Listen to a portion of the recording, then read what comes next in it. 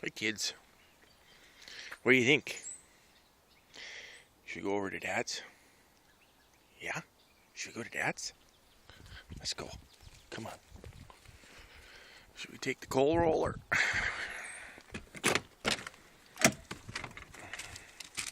Come on, Flash. Yeah, always the same.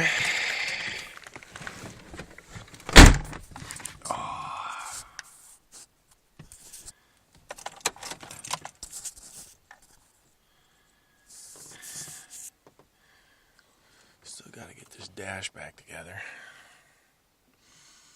But I think I got my heater problem figured out.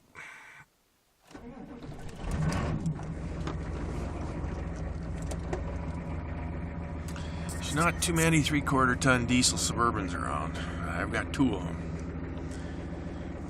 Max, you love riding in this truck? Hmm?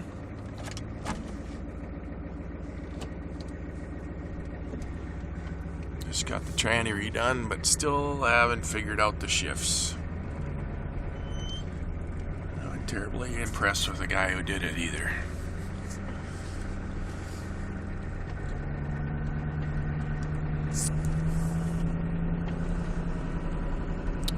Picked up a half-ton 2-wheel drive pickup, a 95, same year as this Suburban.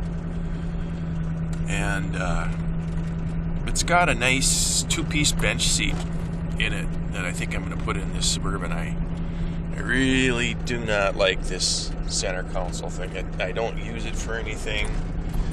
The dogs are always slipping on it. So, and the interior on that pickup is exactly the same color and in better shape actually than this Suburban. So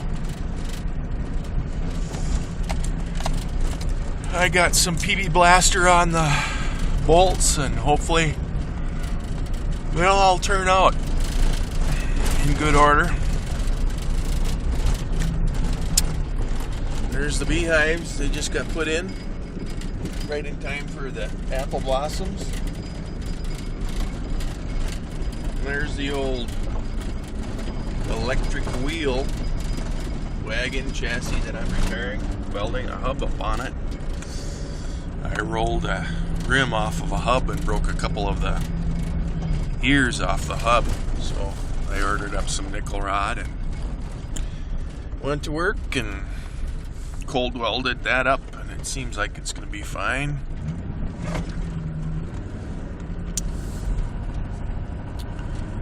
Cows are out on pasture now, and that's a good thing because the hay was right on. Basically fed the last bale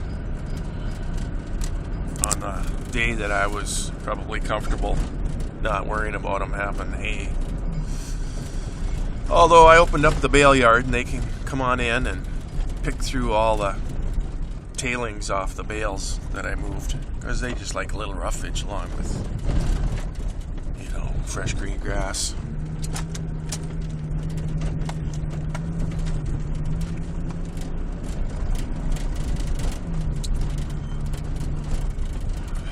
Well, this is pretty good. We got five tractors in the yard up at Dad's here.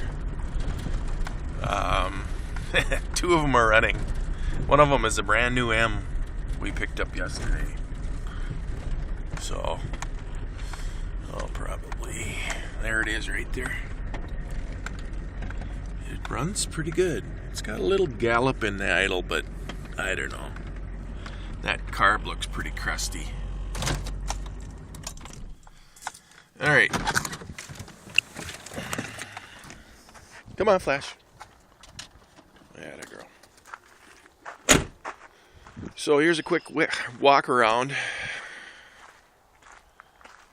It has the belly pump. And I'm not really quite sure how it works because I really have never used the belly pump for anything. But it looks like they're running the hydraulics off the back of the tractor with the belly pump, and then it's got a PTO pump which runs the the farmhand, F11. It's in pretty good shape. I mean, you know, if this thing was all cleaned up and painted, it would look like $1,000,000. But the shift is nice and tight. Ooh, I didn't notice that before. It looks like someone has an aftermarket pin in there. I have to look at that. But it starts up good. There's just the common repairs on the F11 right there. That's the weak spot. Everybody fixes them there. If you find an F11 without welds there and no cracks, it's a loader that's never really been pushed or used, because that's where they break. So they're all reinforced right there. Here's an F11 over here.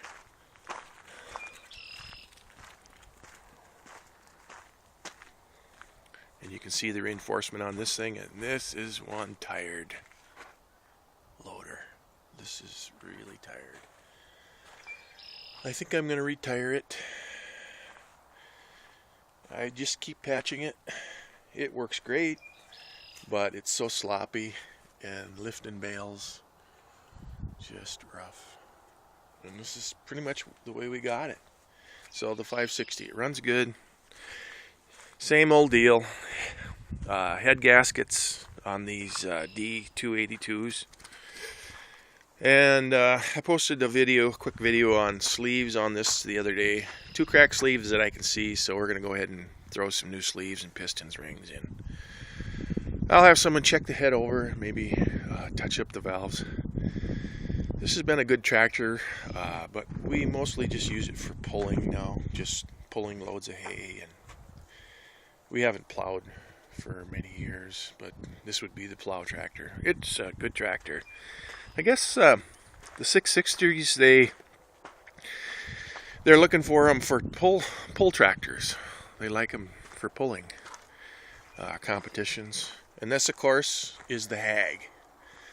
This is the original tractor Dad did all his farming with. So we put that clutch housing in. I put that clutch housing in because the other one broke in half and had been repaired and then broke again. And I've gone through this motor. The motor is pretty peppy.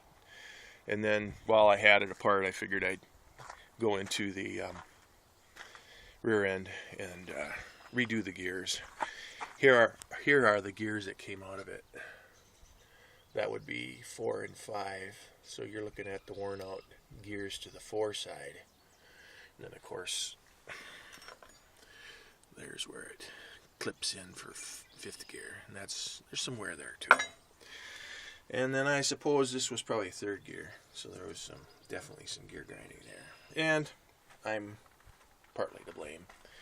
And then here's the new work.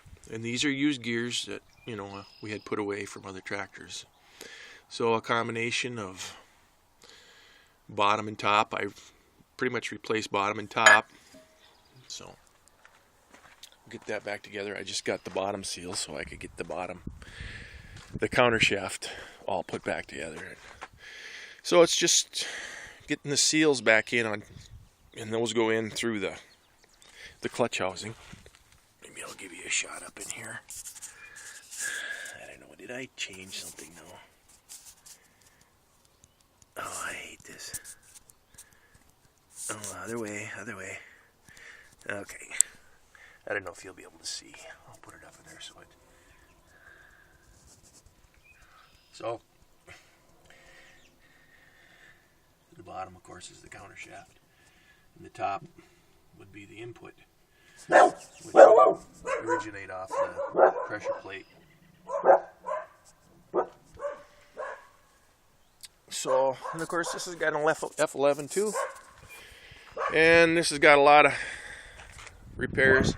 You can see how it's been bent right there, but repaired, still works. Here's our handy dandy manure fork, still works.